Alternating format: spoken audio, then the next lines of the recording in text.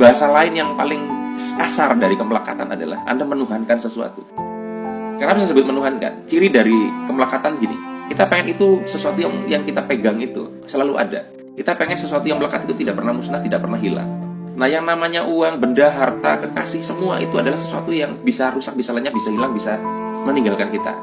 Nah, ketika kita menganggap itu harus selalu ada, kita menginginkan itu selalu tidak musnah, berarti kan kita melekatkan sifat-sifat Tuhan kepada benda-benda itu.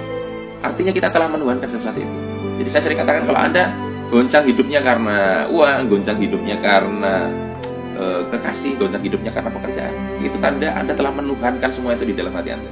Makanya kita dianjurkan untuk banyak-banyak mengingat Tuhan itu supaya kita sadar betul bahwa hanya dengan mengingat Tuhanlah kemelekatan yang paling aman.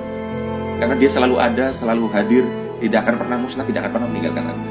Jadi kalau Anda dalam hidup banyak menderita, tanda Anda banyak melekat kepada satu hal, banyak melekat kepada banyak hal yang fana, yang tidak abadi dalam hidup Anda. Nah, pertanyaannya, apakah manusia bisa bebas dari kemelekatan? Saya kira tidak. Kita itu seperti Tarsan yang berayun dari satu tali ke tali yang lainnya. Setiap saya sudah bebas dari kemelekatan tertentu, saya akan pindah terjebak pada kemelekatan yang lainnya. Nah, tapi setidaknya dengan kita sadar tentang konsep kemelekatan ini, kita jadi bisa mengurangi kadar penderitaan yang sering kita rasakan di dalam hidup kita.